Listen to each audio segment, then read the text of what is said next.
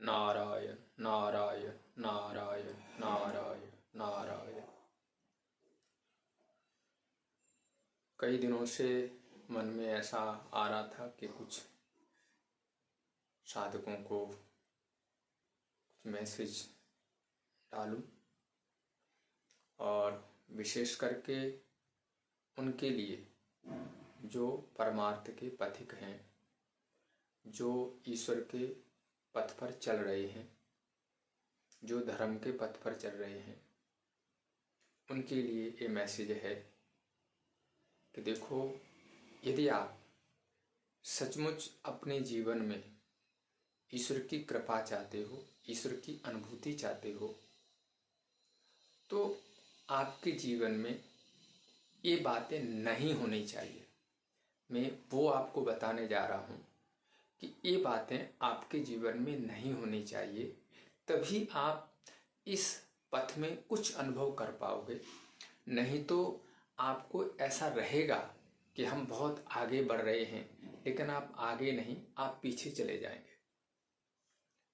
उसमें सबसे पहला है कि आप जीवन में कोशिश करें सत्य बोलें, यानी झूठ न बोलें। झूठ का आश्रय कम से कम लें।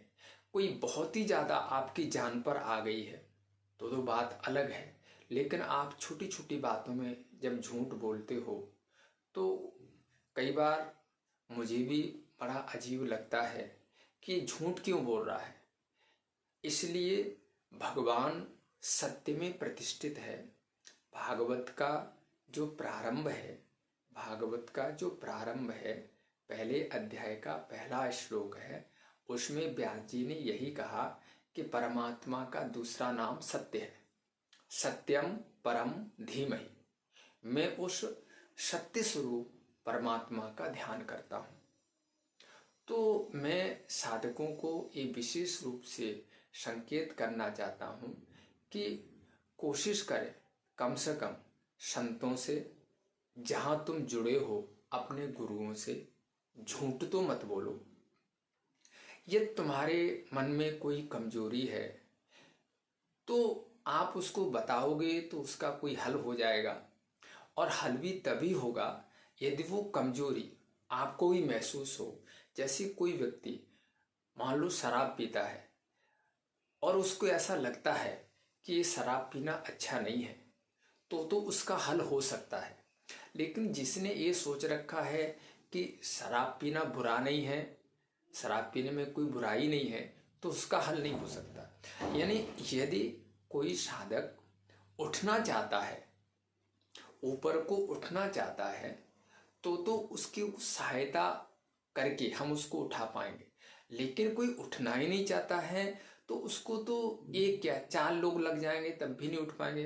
अपने महाराज जी ऐसा कहा करते थे कि मान लो कोई पशु कमजोर है, बैठा हुआ है और वो खड़े होने की कोशिश कर रहा है और खड़ा नहीं हुआ जा रहा, तो 4 आदमी उसको में हाथ लगा करके उसको खड़ा कर देंगे। लेकिन जो पशु उठना ही नहीं चाहता, बैठने में आनंद ले रहा है, तो उसको तो 4 क्या 20 लोग लग जाएंगे तब भी उसको उठा नहीं सकते, क्योंकि उठाएंगे फिर दोबारा गिर जाएगा। इसी प्रकार से यदि साधक के अंदर कोई कमी है, कोई कमजोरी है और वो उसको महसूस कर रहा है, तो उसका हल तो है। लेकिन जिसने उस कमजोरी को ही अपना भूषण बना लिया है, तो उसका तो कोई हल नहीं है।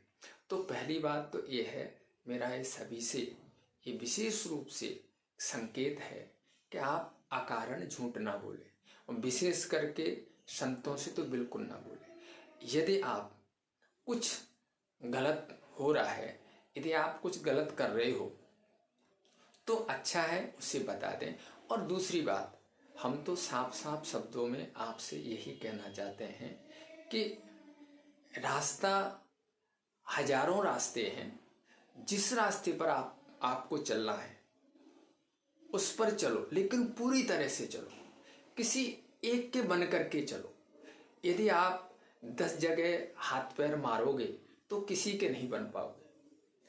यदि आप हमसे जुड़े हुए हो, यानी हमसे जुड़ने का मतलब है, यदि हमारे बताए हुए रास्ते पर आप चल रहे हो तो फिर आप और कहीं ना भटको, तो ही आपको इसका पूरा लाभ मिल पाएगा। यदि आप 10 जगह भटकोगे और जब हम पूछेंगे तो आप झूठ बोलोगे, तो कई बार मुझे ऐसा लगता है कि जैसे कोई व्यक्ति ना गोबर के ऊपर चांदी का बर्क लगा देता है, तो जैसे ना वो देखने में तो लगता है कि हाँ कितना सुंदर है, लेकिन जब उसमें हाथ लगाएंगे तो उसमें गंध आती है। इसी प्रकार से यदि आप अंदर से कुछ और चल रहा है और बाहर से आप मीठा मीठा बोल रहे हो, तो मेरे ख्याल में तो अच्छा नहीं है। तो एक जीवन में कोशिश करो कि संतों के सामने हमें झूठ न बोलना पड़े, सच्चाई बोलिए, हिम्मत कीजिए। यदि आपको मान लो होटलों में जाना अच्छा लग रहा है, होटलों का खाना अच्छा लग रहा है और दुनियादारी अच्छी लग रही है, तो आप उसको निभाइए, हम आपको रोकेंगे नहीं। हाँ, जब कभी आपको ऐसा लगे, हम तो ये भी कहते हैं आप घूम आइए, उस दुनिया को भी देख लीजिए। वैसे तो आपने हजारों जन्मों से, अनंत जन्मों से इसी दुनिया को ही देखा है, परंतु फिर भी यदि और आपके देखने की इच्छा है तो आप 2, 4, 10 साल, एक जन्म और देख लीजिए, फिर आ जाइएगा। आप मेरी चिंता न करें, आप अपने बारे में सोचें। तो हाँ, यदि आपको ऐसा लगता है कि हम चाहते तो हैं कि हम इस रास्ते पर आएं, लेकिन क्या करें, हम अपने मन को कंट्रोल नहीं कर पा रहे हैं, तो उसका हल है, उसके लिए हम आपको रास्ता बता सकते हैं। परंतु यदि कोई रोगी बीमार हो और डॉक्टर से अपनी बीमारी छुपाए, जब वो पूछे कि हाँ भाई क्या दिक्कत है, और मुस्करा के नहीं नहीं कोई दिक्कत नहीं, सब बहुत अच्छा चल रहा है, तो भाई उस बीमारी का हल होना बहुत मुश्किल हो जाएगा। पहली बात तो यह है कि कोशिश करो कि संतों से झूठ मत बोलो। दूसरी बात, ध्यान देना, परमात्मा को जिसने भी पाया है, ध्यान देना मेरी बात, जिनको भी ईश्वर की अनुभूति हुई है, तो शास्त्रों में लिखा है एकेन त्यागेन अमृतत्व इच्छन, त्याग पूर्वक ही ईश्वर की अनुभूति हुई है।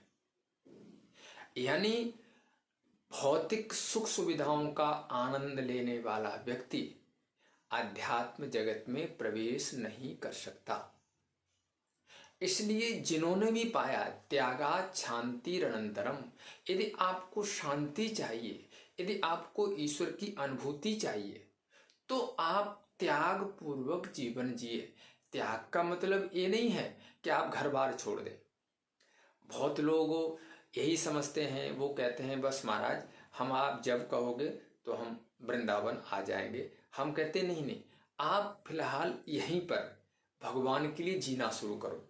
जहां तुम रह रहे हो वहीं पर तुम ईश्वर के लिए जीना शुरू करो। कैसे जीना शुरू करें, ध्यान देना। हम कहते हैं कि आप यदि कोई नौकरी कर रहे हो, मान लो 8 घंटे आप अपनी काम करते हो, कोई नौकरी करते हो, तो आप उस 8 घंटे में जो 2 घंटे की जो मेहनत है वो ईश्वर के काम में लगाना शुरू कर दो। ये आपकी शुरुआत हो गई। यानी 8 घंटे में जो आपको तनख्वाह मिलती है, उसमें जो 2 घंटे की जो उसकी पूंजी होगी वो ईश्वर के लिए हमने निकाल दी। ये ईश्वर के लिए जीना शुरू हो गया। तो आप अपने घर में ही शुरुआत कीजिए ईश्वर के लिए। यदि आप घर में ईश्वर के लिए जीने लग जाएंगे तो निश्चित है एक दिन आप वृंदावन में आकर के भी ईश्वर के लिए जीने लग जाएंगे। लेकिन क्या है, घर में तो आप बच्चों के लिए जी रहे हो।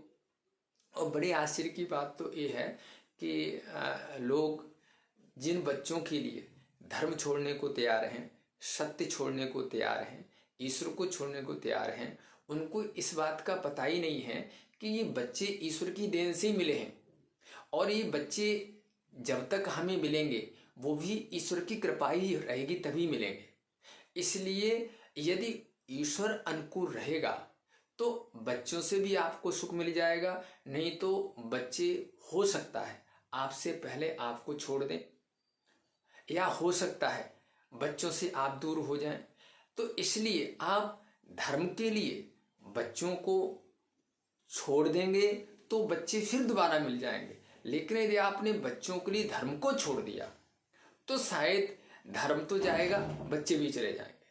अब देखिए, उदाहरण के लिए मैं आपको समझाता हूँ कि हरिश्चंद्र जी ने जिस समय विश्वामित्र जी को वचन दे दिया कि मैं अपना सब कुछ आपको देता हूँ, तो उस समय कुछ और देना बाकी था, जो कि हम दक्षिणा के रूप में बोलते हैं।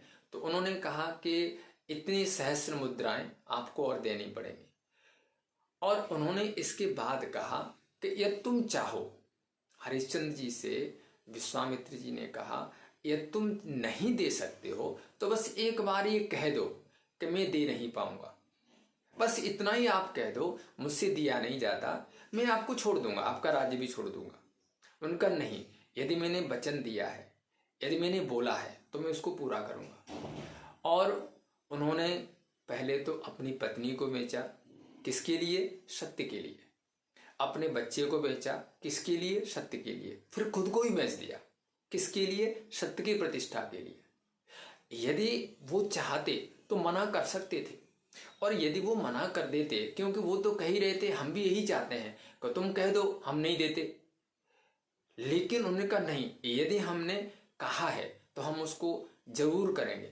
तो उन्होंने धर्म के लिए, सत्य के लिए अपने बच्चे, अपनी पत्नी, अपने आप को दांव पे लगा दिया। तो आज हरिश्चंद्र जी की चर्चा संतों में गाई जाती है, अच्छे अच्छे महापुरुषों उनकी गाथा गाते हैं।